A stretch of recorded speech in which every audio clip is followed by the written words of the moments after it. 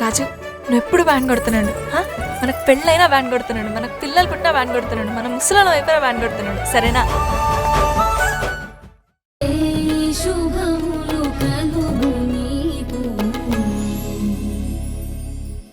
చూడు, ఏ డౌట్ వచ్చినా ఇలా డైరెక్ట్గా మా ఇంటికి వచ్చేయకూడదు.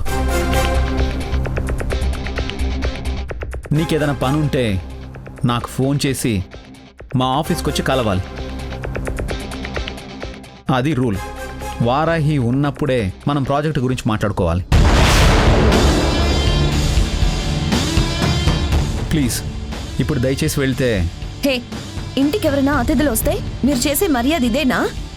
అవసరం లేకపోయినా ఏదో ఒక వంక పెట్టుకుని వచ్చే వాళ్ళని అతిథి అనరు, వాళ్ళని ఆటంకం అంటారు.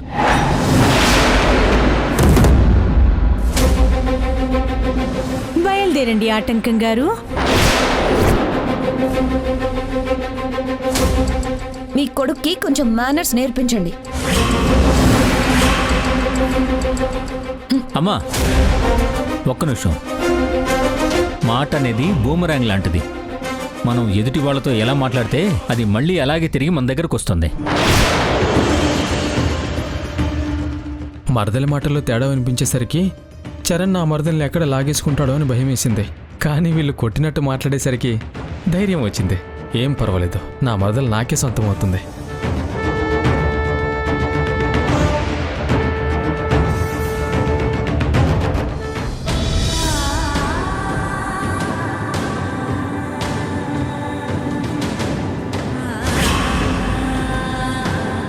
మేడం మేడం,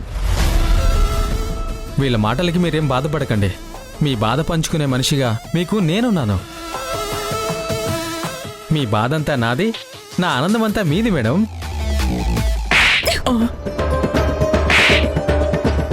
మండిపోతున్నప్పుడు ఎక్స్ట్రాలు మాట్లాడకూడదు. పదా. మేడం నేనేం మాట్లాడాను మేడం? నేను ఆఫీస్కి వస్తుంటే మీరే మధ్యలో కారు ఇక్కడ ఆపారు. వాళ్ళతో మాట్లాడారు, తిట్టించుకున్నారు, ఇప్పుడు నన్ను పీకారు. మేడం అదేంటంటే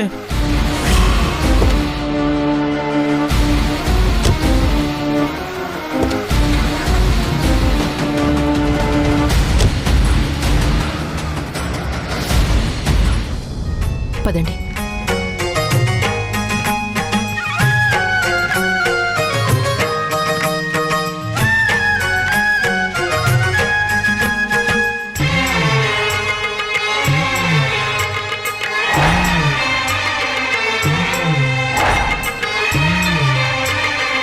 అమ్మగారు వచ్చారా? రండి రండి. హాసిని పైన గదిలో ఉందమ్మా, వెళ్ళండి వెళ్ళండి.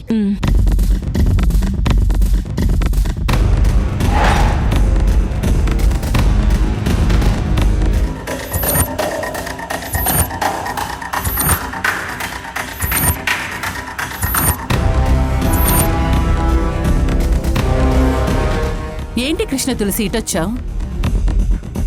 దారి తప్పావా? అరుంధతి, హాసినికి పొంగు పోసిందని నువ్వే రేఖతో కబురు పంపి ఇప్పుడు ఇలా మాట్లాడుతున్నావేంటి?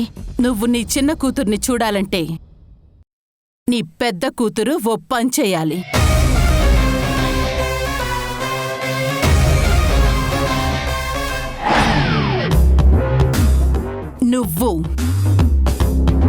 నువ్వు చేసిన తప్పుకి క్షమాపణలు చెప్పాలి.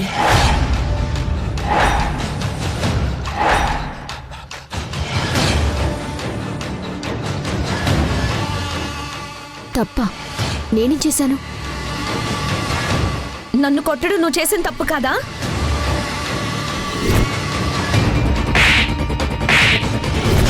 ఒక మనిషికి ప్రాణం మీదకొచ్చేలా చేసి ఆ మనిషి చావలేదుగా, బతికే ఉన్నాడు అంటే అది తప్పు అవుతుంది కదా? అక్కడ ఏం జరిగినా సరే నువ్వు నా కూతురిని కాళ్ళు పట్టి క్షమాపణ అడగాల్సిందే.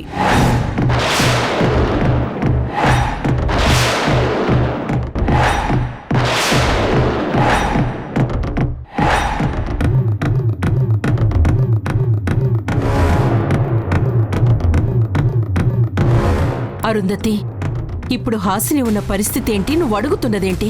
నీకు నీ కూతురి పరిస్థితి ఎంత ముఖ్యమో నాకు నా కూతురి ఆత్మాభిమానం అంతే ముఖ్యం.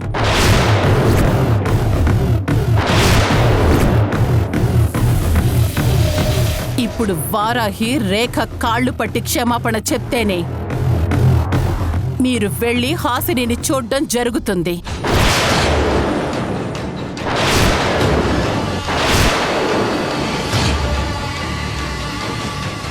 ఇక్కడ ఉండడానికి కుదురుతుంది, లేదంటే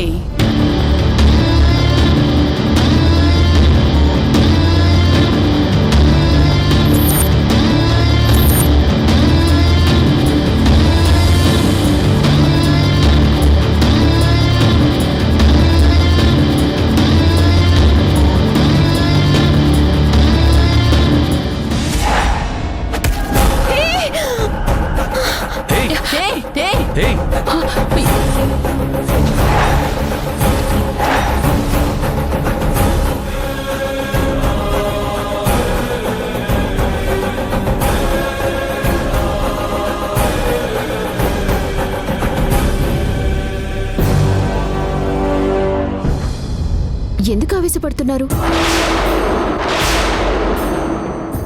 నేనేం మిస్టేక్ చేశానని అరుస్తున్నారు? హే, అది నా పీకకి టచ్ అయి ఉంటే నా ప్రాణం పోయేది. అరే, ఇప్పుడు నీ ప్రాణం పోలేదు కదా, బతికే ఉన్నావు కదా. ఏయ్ నిన్ను! ఆవేశపడకండి అరుంధతి గారు.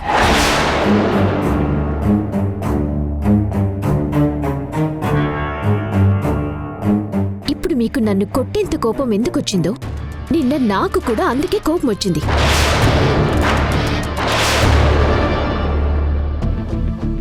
అప్పుడు నేను ఆ బిల్డింగ్ పైకి వెళ్ళటం ఒక్క క్షణం లేట్ అయినా చరణ్ గారు ఆ బిల్డింగ్ పై నుంచి పడి చనిపోయిండేవారు.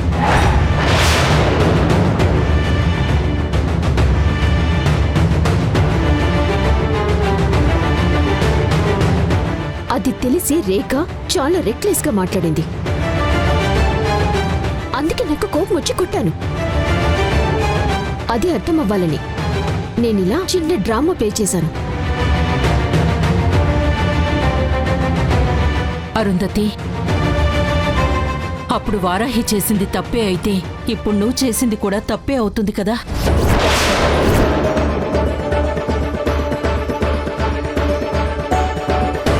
అయినా సరే వారాహి చేసిన పనికి క్షమాపణ చెప్పాల్సిందే.